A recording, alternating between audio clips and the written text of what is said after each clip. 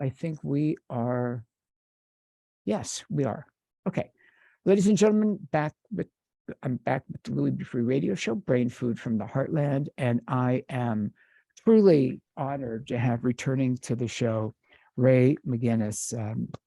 On with me before. You've heard me talk an awful lot about his book, Unanswered Questions, What the September 11th Families Asked and the 9/11 Commission Ignored.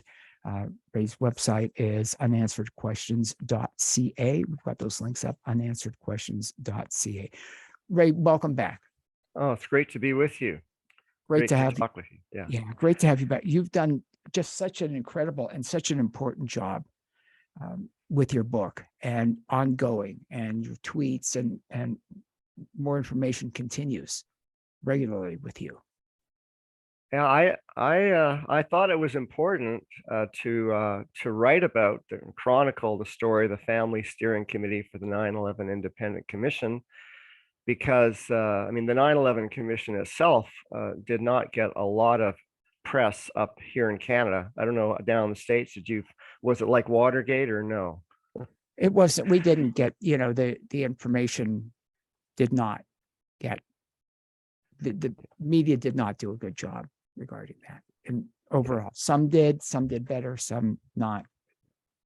Go ahead. So the family's efforts, these people who lost loved ones on September 11th and expected the government to quickly turn around like Ronald Reagan did in 1986 with the Challenger space shuttle, and 5 days later announced a panel would be investigating what happened to the astronauts. That didn't happen, and the months dragged on, and the families finally forced an investigation after 14 months. And so they brought before the commissioners, having a formal relationship with the 9/11 Commission, with staff assigned to these families, representing tens of thousands of families. They gave them over 1,100 what I would call questions and subsets of questions to pose to different agencies, FBI, CIA, Department of Defense, different people in the White House, cabinets, Vice President Cheney, Condoleezza Rice, others. And when they were given these, the commissioners were given these questions, Jamie Gorelick on the 9/11 Commission said, we will use these questions as a roadmap to do our investigation. And Tim Romer said, other commissioners said, these are darn good questions. So everybody was saying, this is great. This is like, how we want to go. And they had a lot of the questions had links to, mainstream articles in the Washington Post, the New York Times, the Boston Globe, and so on. So the families had done their homework, and then to their surprise, they found, when the commission released its report in July of 2004, that only 9% of the questions were really addressed. Another 20 kind of airbrushed or mentioned, and then 70% ignored. So so that is the story of an investigation that led people like Lori Van Auken, whose husband Kenneth died in the North Tower, and Mindy Kleinberg, whose husband Alan died in the North Tower, to tell reporters years after that they regarded the 9/11 Commission as political theater. Yeah, some of the Jersey girls. When you think about you and talk about a little bit, we've talked about this before. Where were you on September the 11th, 2000? On September 11th, 2001, I was in Joshua Tree National Park at a retreat setting. I was with about 60 people. Everybody else, I was the one person who was not from the USA. There were people from about 20 different states across the country, and we were, there was no television. Simply, what happened was, I'd gone for a walk in the deserts in the morning, and then there was a stretching yoga class, and in the middle of that, one of the leaders of the program asked everyone to stand in a circle, and they'd been on the cell phone with a friend of theirs out in the East Coast, who phoned them to say what was going on. And so there was a couple that I remember who broke down in tears, and they had a financial advisor managing their stock portfolio, who worked in one of the Twin Towers. Now, this man did live, but at the time they were worried that he might have been killed. So it was very palpable. And then for 5 days, there was no way to fly anywhere in America. So I eventually took a bus across the U.S.-Canada border back up to British Columbia and Vancouver. It really stayed with me. And then, the 9/11 Commission unfolded. I saw Condoleezza Rice on a TV. I've had friends had a TV, and saw her briefly speaking before the 9/11 Commission.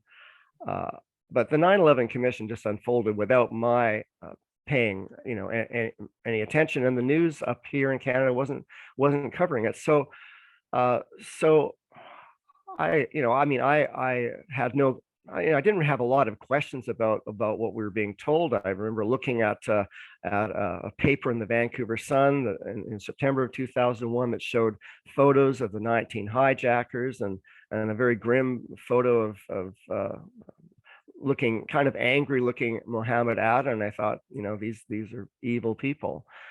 And so in 2007, I happened upon a book when I was looking to get a new book in the middle of a writing workshop tour, which is what I've done for many years. And I was surprised to find Wake Up Call: The Political Education of a 9/11 Widow by Jersey girl Kristen Breitweiser. And in her book, in her memoir, she described what happened to her husband, and how they'd formed this committee, that the families had gone to Washington, D.C. and knocked on the doors of all the members of Congress and Senate, and got people like John McCain and Joe Lieberman and other people in Congress to support them, bipartisan support, and how they had forced an investigation against a reluctant president. And I thought, this is astonishing that here I am reading a book 6 years after the attacks at the time, and I'd heard nothing about the family's efforts at all. And I had to learn about who the Jersey girls were. Now, I know you had more reports about them specifically. I learned later, I would then see later on YouTube Gail Sheehy interviewing them, or see them on Chris Matthews' Hardball. But all of that, I'm not a news hound watching the news every day, so it was all a learning curve for me. So then I went to their website and looked at all their questions and saw their 50 press releases, and thought, this is a big story that's not well known. I called one of my cousins down in San Francisco area, and I asked her, about, because she watches, CNN and MSNBC is what she watches, and listens to PBS and NPR all the time.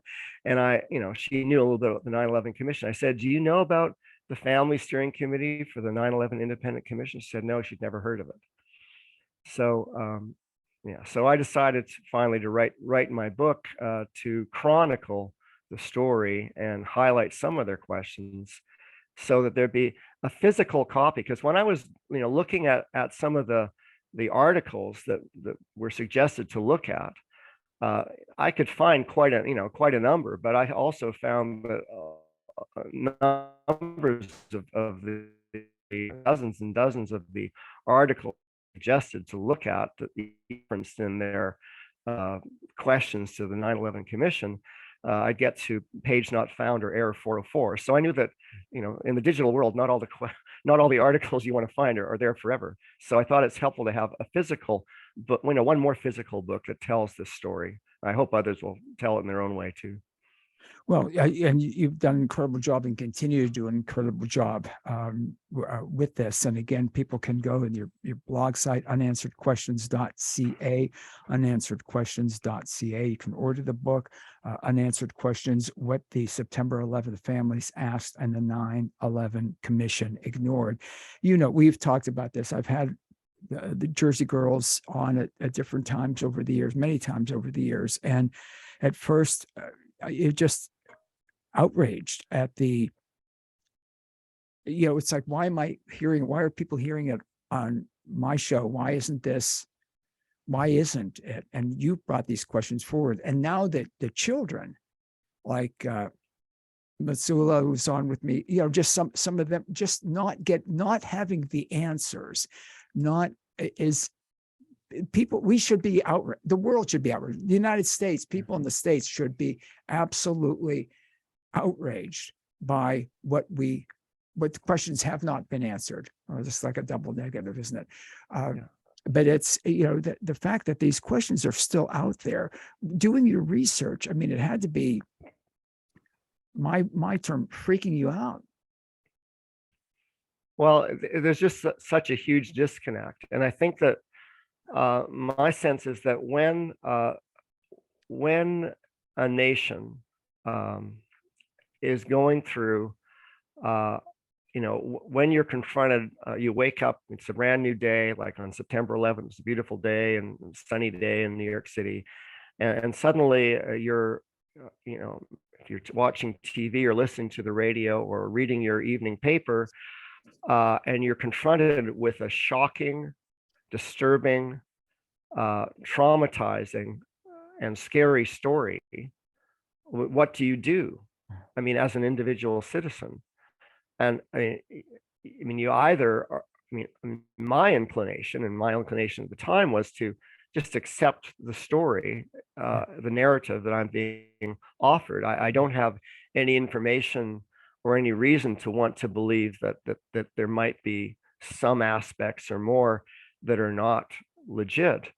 And so my emotional focus is on sympathy, and concern for the families, concern for America. Glad that up in Canada we had 38 planes that were rerouted to Gander, Newfoundland, and you have that musical Come From Away on Broadway, all about that. But the story, the questions that they asked, questions like why was the all of the debris from the buildings quickly gathered up and taken away, in a matter, for the most part in a matter of weeks. And normally what you do when there's a crime scene is you have you put up the yellow tape and you get people to look at the steel samples in this case and see what they can find, instead of having barges or whatever take things off to South Korea, China, Philippines, and other places around the world. And so, Fire Engineering Magazine is read by many firefighters in the New York area, including the Fire Department of New York. And Bill Manning, who was the editor at the time, wrote an editorial in January of 2002 called Selling Out the Investigation, and the S was in a dollar sign. And he talked about how all of the protocols for what you're supposed to do when a building, fire, collapse, whatever, no matter what way, when a skyscraper, is damaged, you do certain things, and everything that you do was not what was done after September 11th. So, Sally Reaganhard, who lost her probationary firefighter son Christian, said that this is just not acceptable. And so, I think that, for the families, they're expecting the government to do the right thing, and then they're finding over and over again that what's supposed to happen. I mean, just basic example where, the families, letting the story stand as it is without questioning it. The buildings are on fire. 2 planes have hit the buildings, and we learn that through interviews with CIA Director George Tenet, that the North Tower is struck at 8:46. He's on the phone at 8:50 a.m. 4 minutes later, and pretty quickly after whatever courtesy compliments, how was your sleep, he's talking with his counterparts in the headquarters from the St. Regis Hotel, where he's having breakfast, about what's happened. And he volunteers that he believes that the plane hitting the North Tower, even before the South Tower has been struck, the plane hitting the North Tower is, he's certain that it's Osama bin Laden, and it's a terrorist attack, and America is under attack. So the families are, read this kind of story in the paper, and they think, well, okay, fine. You're certain this is a 5-alarm fire and America's under attack. Why don't you, CIA Director George Tenet, assign someone at the CIA office to quickly phone the Port Authority and have all of the towers evacuated?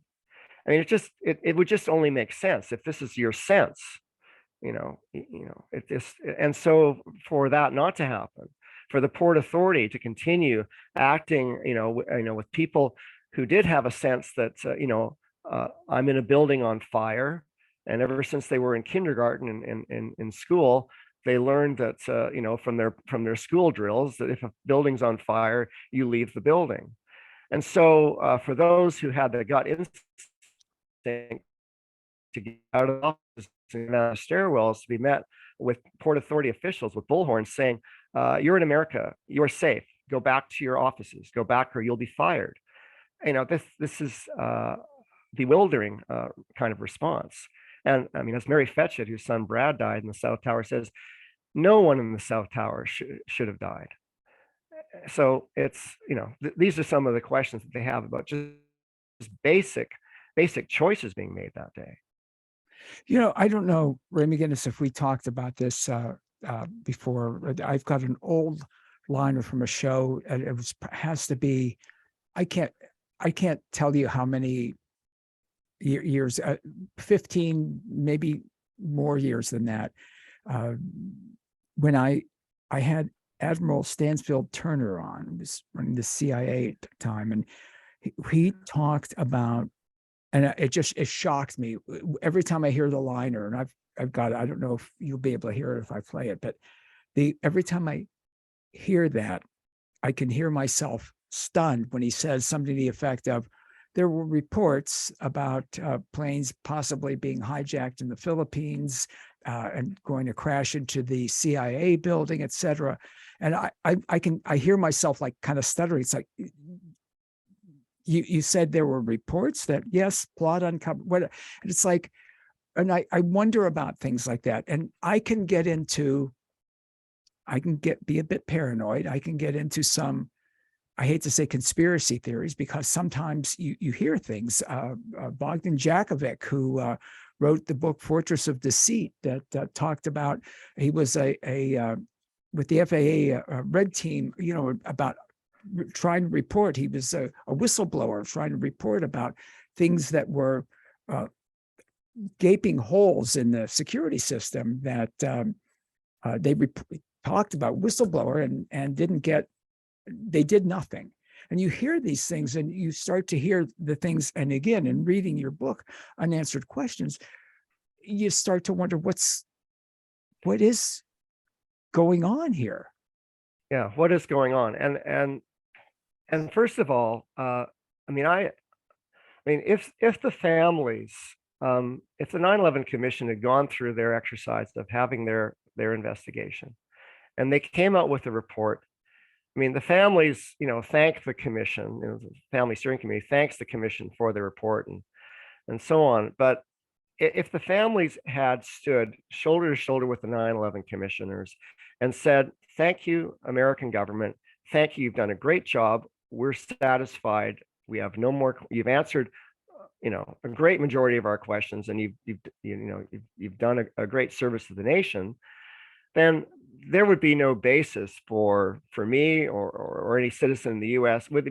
People may still have questions, but if you had the families all standing shoulder to shoulder with the 9/11 Commission and saying this is great, it'd be very difficult for people to write questions. And then, I mean, if I decided to write a book, all I would have written would be a book about how great democracy is and isn't it great it works. But instead, you have this fracturing of the consensus of the families that now want a new investigation. And I mean, when you talk about, people who, we go through, we all have our own kind of, onion to peel in terms of what we want to look at or look under what rocks. I mean, families like Mindy Kleinberg and Kristen Breitweiser said that we must leave no stone unturned. Several commissioners said that too. And yet they left most. Drew Palma, who died. She worked for Marsh and McLuhan. McLennan, and she was early 40s, and so the whole investigation was unsatisfactory, and for Drew, he writes 20 years have gone by, and it never gets any easier. My heart still has a gaping hole that can never be truly filled. Having a loved one murdered is not something one can easily walk away from, especially under such unprecedented circumstances. There is nothing I don't miss about my mom.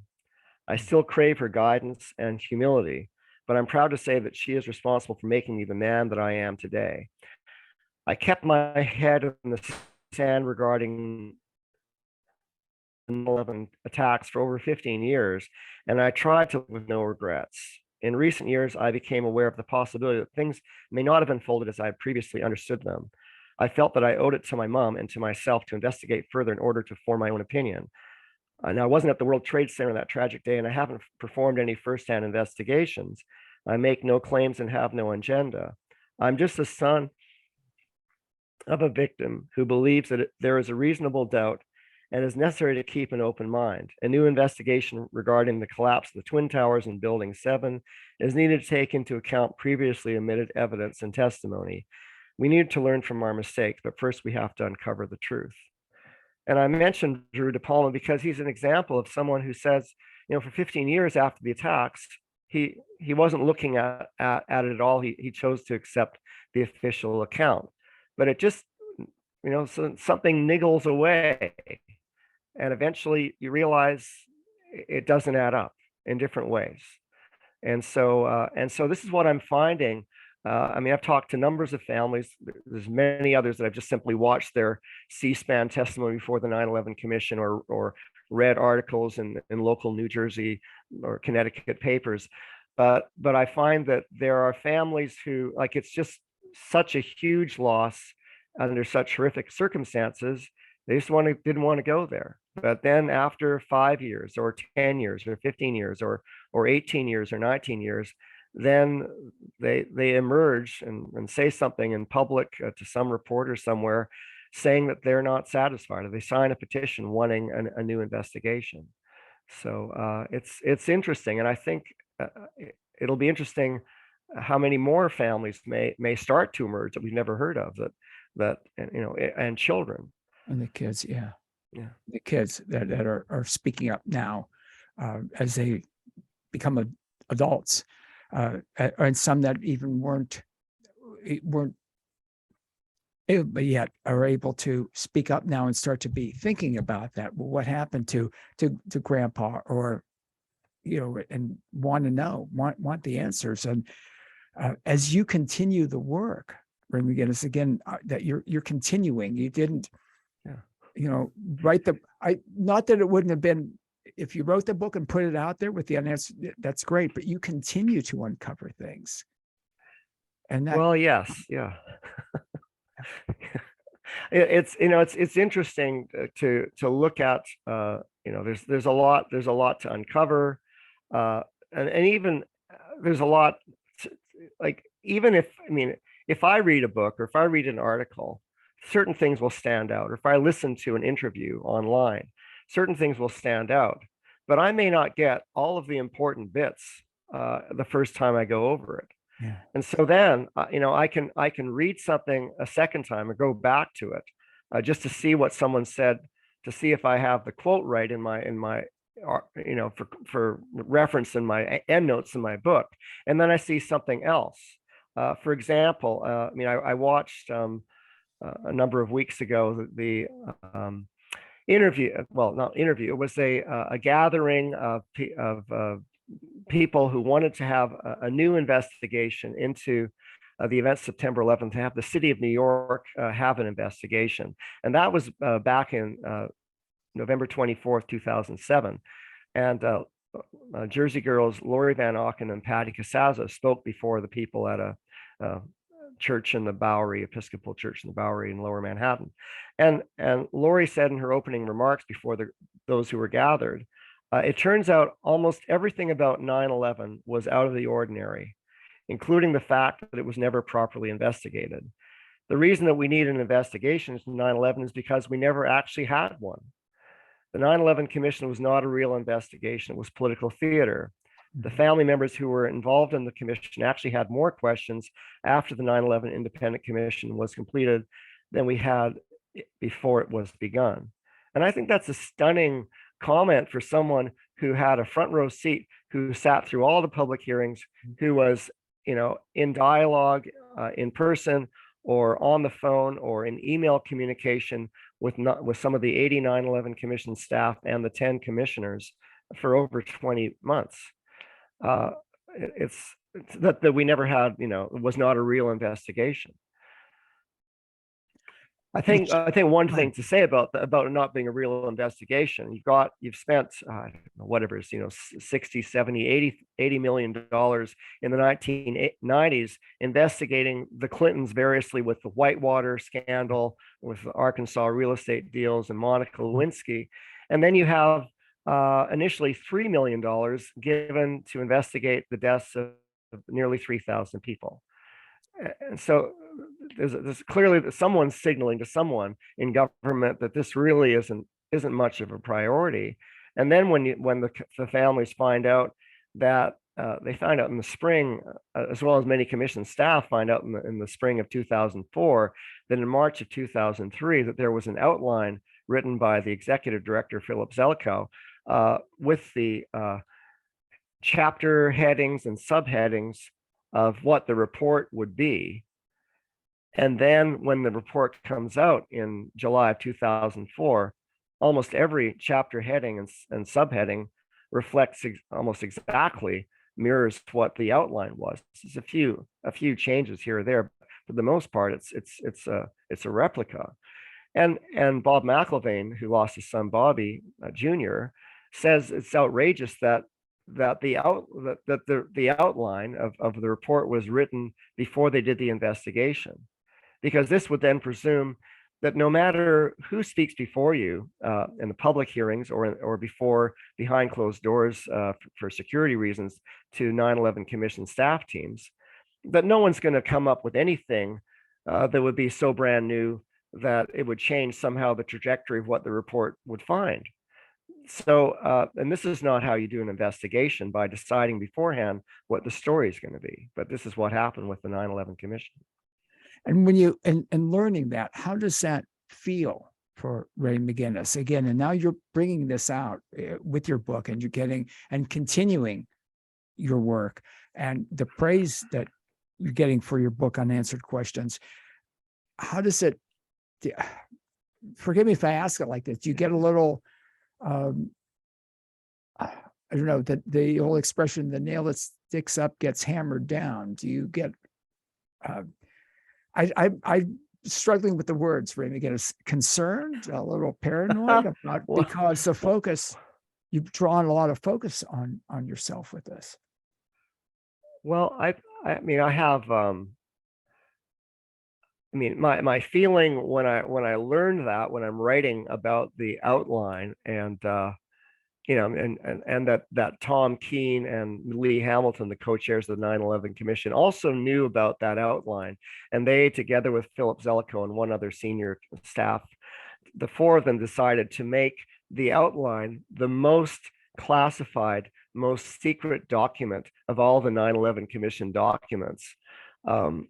And stamp it, classified, commission sensitive. They knew that writing an outline that would, lo and behold, happen to mirror exactly the chapter headings and subheadings of the report when it came out over a year and a half later, would raise eyebrows. I mean, there were commission staff that were shocked and thought, well, what are we doing, going through like a charade? So my feeling was that there's a deception going on here. I mean, people are being lied to, and the extent, the length and breadth and depth of the deception and the lies is, why families want a new investigation. I mean, of course, I have to say also, I mean, the Family Steering Committee, the 12 people on that committee, of those who told the press how they voted in the Bush versus Gore election in 2000, the majority of these 12 people voted for President Bush. And so this is not a partisan group that wants to hammer away at the president. But it was things like this that just wore away. I mean, the families issued a report card in September of 2003. They've been promised that the commission would have a monthly open hearing, and by the end of September, they found there'd only been 3 hearings, and so and there were other hearings scheduled. I read reading one of the press releases. There were more hearings scheduled in January, February, March of 2004, and those just got canceled. And it seems that there was, I mean, Lee Hamilton, who's the co-chair of the 9/11 Commission, best friend of both Vice President Cheney and Secretary of Defense Donald Rumsfeld, who was on the Iran-Contra inquiry, who who spoke to Oliver North when Oliver North came into his office and said that he believed Oliver North and couldn't imagine that Oliver North would ever lie to him about Iran-Contra, who brags and says he never goes for the jugular. To have somebody who clearly has an enmeshed relationship with senior White House cabinet officials, and who has a reputation of being someone who just asks softball questions. I mean, he's Mayor Giuliani is in the before the 9/11 Commission, and Lee Hamilton's yucking it up, talking about how he's an old Midwesterner himself. You only have so many minutes to talk to these witnesses like Rudy Giuliani. You don't want to talk about asides like that. You don't, Lori Van Auken comments how numbers of women would come before the 9/11 Commission, and the commissioners, who only have 5 minutes before their time is up and move to the next one, would make comments about some woman's hairdo or Condoleezza Rice's slacks. It'd be like me talking with you, having an aside right now, talking about what's your favorite ice cream. I mean, we could do that some other time, but not now. So yeah. So this is the kind of antics that go on that lead people to think that this is not serious. So at this point, Ray, continuing and on Twitter feed, etc., and your blogs, at your website, unansweredquestions.ca. You got to get the book and read the book, folks. Yeah. You've got to get the book and read the book, because we need to know. But for you, what is it? I don't want to say conclusion, but yeah, it seemed, I'm almost reluctant to use the word conspiracy, but when it fits, it fits. Well, I think, the word conspiracy has been used, kind of weaponized, ever since the late 60s as a word to wave away any questions that citizens might have.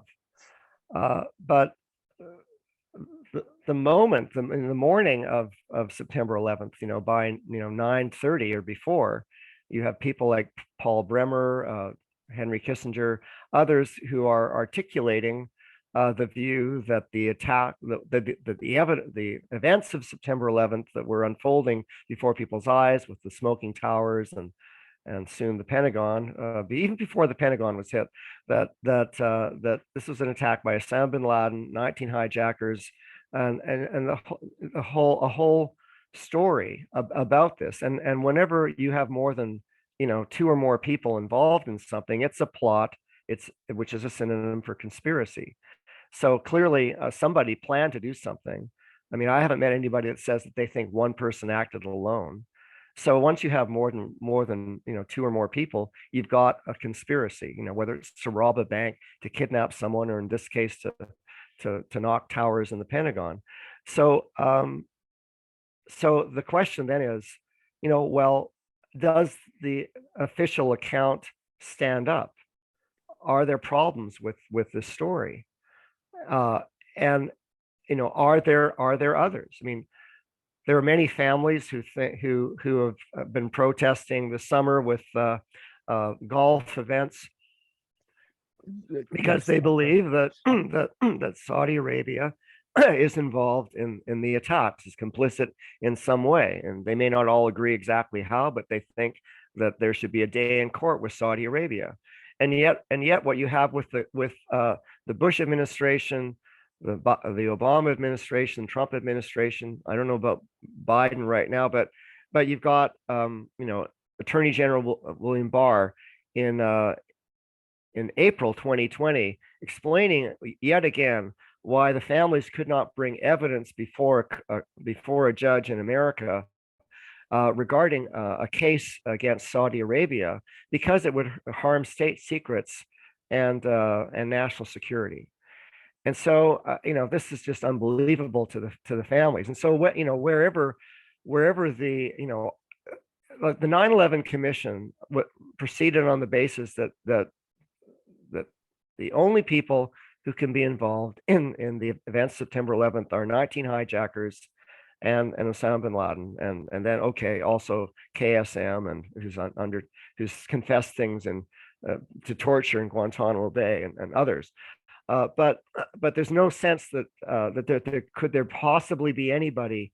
The families asked the question, like, were there, with the story about the hijackers going through the airports, were there agents or people in security in the airports that were complicit or involved somehow? How is it that people, this whole thing happened so seamlessly? But the 9/11 Commission is not interested to know whether there could be any rogue person or element within the U.S. government or within numbers of allies in the Middle East. There's no question about things with Pakistan or the United Arab Emirates or Kuwait. I mean, there's quite a lot of things that seem to connect other players. Either players that sat on their hands and didn't do something, or others that may have helped move it along. I mean, you've got hijackers 15 hijackers from Saudi Arabia, and people are getting who speak hardly any English at all, who are then filling out incomplete visa forms, as Mindy Kleinberg said before the 9/11 Commission. If you or I filled out, if we're going to go to a country where we're required to have a visa, and we're asked, what year were you born? You write down 1878. You write down, what is your name? Answer, no. I mean, this is the standard of forms, visa forms being filled out by these hijackers, and yet they're all whisked through without any question. By people in the U.S. Embassy. So are there people in the U.S. Embassy who are somehow connected to? What can explain the startling collapse in judgment and just vetting a visa form? So I think, you stay with me just a little bit. I know we're at the top of the hour. You good for another 10, 15 minutes? Okay. Yeah. Ladies and gentlemen, you're listening to Louis B. Free Radio Show, Brain Food from the Heartland, copyright Be Free Radio Limited, 2022, produced by the lovely Ms. Moneyface in cooperation with White Rabbit Productions. I am talking with Ray McGinnis. His book, Unanswered Questions, What the September 11th Families Asked, and the 9/11 Commission Ignored, and it continues, and Ray's work continues, which is fantastic. Unansweredquestions.ca, unansweredquestions.ca. There's a AP story when you were mentioning KSM, Khalid Muhammad, 9/11 mastermind still awaits trial 21 years later. Oh. Just again, I mean, and people are stunned by that. When I been talking about it, it's like, how could that be? So again, what does it lead you to believe at this point? I mean, you're putting it together, obviously. Go ahead. Well, it leads me to believe that the America and the world has been told a story that has a lot of holes in it. And I mean, for the families, I mean, exactly where all the holes are and how that all adds up can go in different directions. And if there was a proper investigation, you could have people, I mean, the still living witnesses that could be brought forward to a proper trial, because, aside from just a couple of people, nobody had to swear under oath. There was no threat of perjury during the 9/11 investigation. I mean, Tom Keene told people on the first day of the hearings in March of 2003, this is not kind of a regular kind of investigation. This is informal.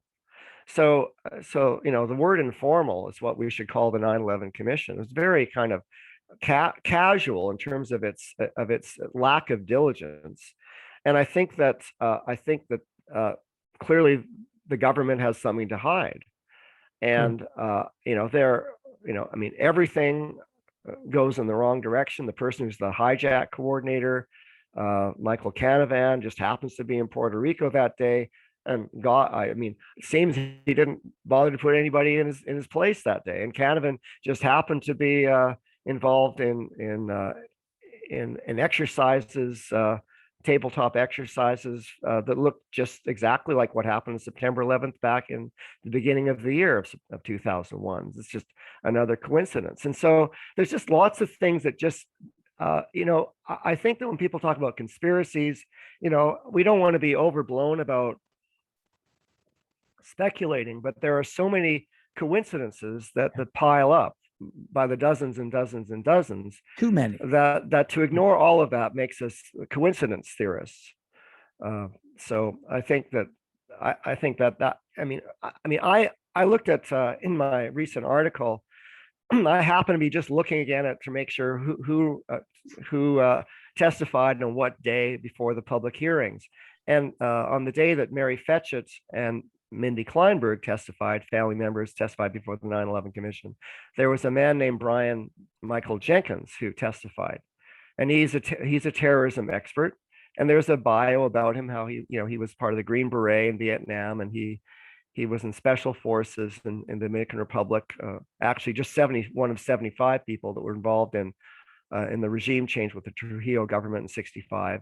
He was in Guatemala after that, involved in further academic studies, but he happened to be there at the same time. There was another special operation in the Guatemalan Civil War, so maybe he was involved in more than what he said. And then he was involved with the Rand Corporation, and interestingly happened to write a paper for Rand in '74 about terrorism, which goes on at points talking about what I would say is like the upside to terrorism, and talking about how there can be benefits when with government terror in quotes, when a nation state can employ terrorists as surrogates, proxies, substitute agents, and talks about this philosophy of terrorism,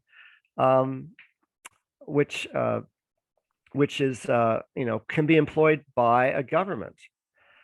He says terrorism is aimed at the people watching, not the actual victims. Terrorism is theater, whose aim is to enforce obedience and cooperation. This is the normal objective of state or official terrorism, and that success demands the creation of an atmosphere of fear and seeming omnipresence of the internal security apparatus. Now, this, maybe he's writing about this and maybe only thinking about things in the Dominican Republic or Guatemala or Vietnam. But given the this kind of a question that hangs for some people about whether there were people involved in the government in any way in the United States.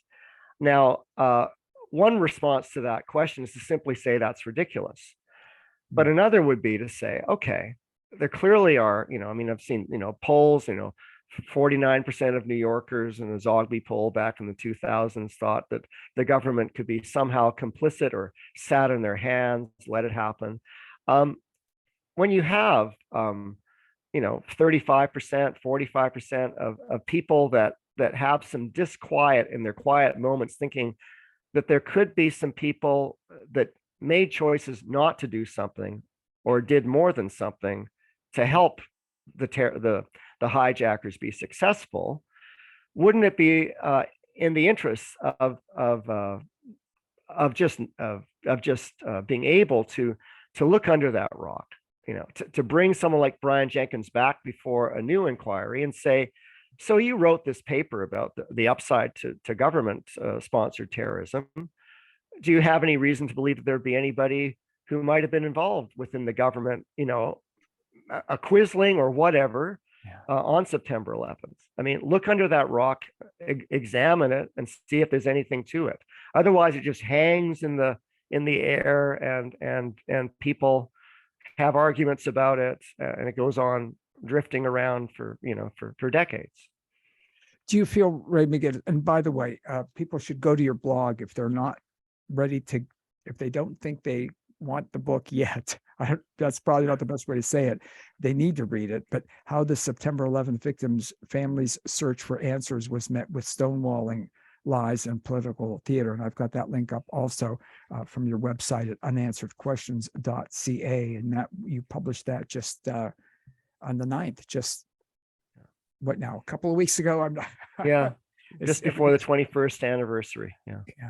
And you'll get that information there, and I don't know how anyone can think about this, can read that or read your book and not start to really have questions. But do you have any, got some emails, do you have any optimism that these questions will ever be answered?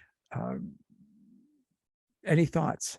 Well, I think that there is, I think that the administration doesn't want to have any investigation that could, I mean, even when the president, Karl Rove was making phone calls to Philip Zelikow, they wanted assurances that nothing in the 9/11 Commission report would embarrass the president or hurt his reelection chances back in 2004. So you've got this constant political concern that there should be no bombshells, and so I don't think that without an incredible pressure like the families brought to bear in 2002 on the White House, that there would be any new investigation. But yet there are a number of different legal efforts committed, I think, get things, maybe some grant will happen. And I think that it's only by looking back at, I mean, this is now becoming, I don't know what point someone moves from current events or current affairs to history, but we're kind of moving now, we're 21 years on. And I think that it's important for history classes to look at this story and to not just tell the official account, but also to talk about other questions and other points of view. There certainly are some people, I mean, I know that there's in some place there's people think that what happened on September 11th happened because alien reptiles from outer space attacked America, and so on. I mean, I don't accept sure. that. Yeah, neither, So I want to say too, like, when I would look at different books that were, I mean, I wanted to chronicle the story, and I wanted to put in front of readers the kinds of questions the families asked.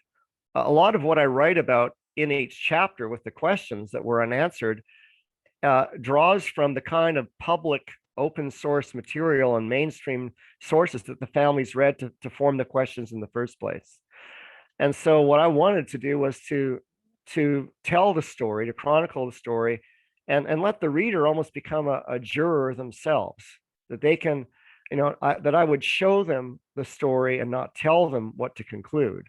I mean, I think the basic conclusion I have is that there needs to be a new investigation. Maybe there needs to be an international court that investigates it, because this is a story that begins in America, but then it goes to the Middle East, it goes to Iraq, it goes to Afghanistan, it goes, I mean, what's going on in Yemen, even with American-backed proxy war with Saudi weapons and so on, and I don't know what, 10 million or more people displaced within Yemen. You've got stuff in Libya, you've got stuff in Syria. maybe there's going to be International. saber rattling in Iran. I mean, like it just has gone so far beyond the initial, gaping horrific wound, that it's a story that the whole world is concerned about. And if the story that we've been told isn't correct, if it's not accurate, if there are large aspects of the story that just don't add up under scrutiny when it's allowed, then then what are we left with? And so I think it's a cover up. I think it's a whitewash. I think that there's lies, and I think that I trust that if there was a new investigation, city of New York, even a small town somewhere in New York or New Jersey or Connecticut or Pennsylvania that might want to take on an investigation. I mean, some place where some forum where people will yet again ask the questions, and this has been done before. I mean, there was a 9/11, I think, omissions hearing with Cynthia McKinney, former congresswoman from Atlanta. And they brought people like Lori Van Auken and Mindy Kleinberg forward to talk about their experience. So it's I think that Mindy Kleinberg says that the story that most Americans understand, I mean, the story that they understand as family members who sat through the 9/11 Commission and gave the commission the questions and saw what the commission did with that, that the story that they now understand, that nobody could have known, that there was nothing that could have been done, that they were blindsided. They just don't accept that that's the case. And I think that the challenge then is for people, with over 2 decades emotional space from a very traumatizing event, is to say, okay, I mean, whether it's reading my book or reading Kristen Breitweiser's memoir, Wake Up Call, Political Education of 9/11 Widow, or there's a link on my website to a bunch of resources. One of them is Jeanette McKinley, who was a resident across from World Trade Center 4, and she wrote a beautiful memoir called Fortunate, a diary of 9/11. And there's some things in her diary that raised questions. She was all ready to join the U.S. Army and go fight in Afghanistan. She didn't, but she did go to a Commonwealth Club presentation by several of the 9/11 commissioners in Oakland in 2005, expecting that there would be things would all fall into place and she could just be at peace with the story the government had told. But what she says was that when the 9/11 commissioners were on tour, at least in Northern California, and they would make their statements about the 9/11 commission, and then they would say, okay, time for questions. And what Jeanette McKinley says is that every question that anyone in the audience asked, the answer was, that's classified information. And it continues. And again, I've got a link up to your Twitter feed also. You've got to get the book, folks, Unanswered Questions, What the September 11th Families Asked and the 9/11 Commission Ignored. And we still don't have those answers. Ray McGinnis's book. You can go to unansweredquestions.ca, unansweredquestions.ca. I'm so grateful. I'm obviously very grateful to know you and that you do the gig with me, but your work, Ray McGinnis, is incredible, and your drive to learn more and more and more. And you mentioned, I say very briefly, I wondered, I was talking with some folks about this recently. What are they teaching in high school American history classes? Are they teaching, so many, when they did that survey, young people don't know anything about 9/11, don't know. What are they teaching, if anything? And that, that's disturbing also, when they have those polls about how many don't know anything, young people don't know anything about 9/11.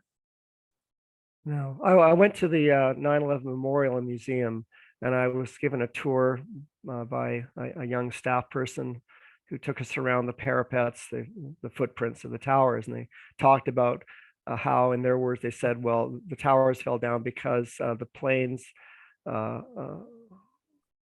the fires weakened the building. That was their word. And I've talked to firefighters who've said that, for them, how the building collapsed, so quickly in under 10 seconds in the World Trade Center, 747-story tower building collapsing in under 7 seconds. They said, if the takeaway from that was that if you have, for example, World Trade Building 7 had some, dark black smoke, which is a low burning fire, and you've got fires in different sections of offices for 20 minutes, and they burn out and move to more office supplies and burn out the office supplies and then move to the next. And he said, like, if the takeaway for fire departments was that if a building is on fire, it can just catastrophically collapse all of a sudden, and you better watch out. They would have changed their procedures for what they do when a skyscraper is on fire. But it still is the case today, on September the 20th, 2022, that when a fire truck, a battalion ladder is called to a burning skyscraper, a burning building in America, they set up a command post in the lobby of that building. And that's because they don't believe that the building is going to catastrophically collapse. So, for me, I'm not a firefighter, but listening to some firefighters talk about that, it just doesn't add up that would be what they do if they thought. Sure. Yeah. Again, unanswered questions, more and more unanswered, and you continue to uncover more.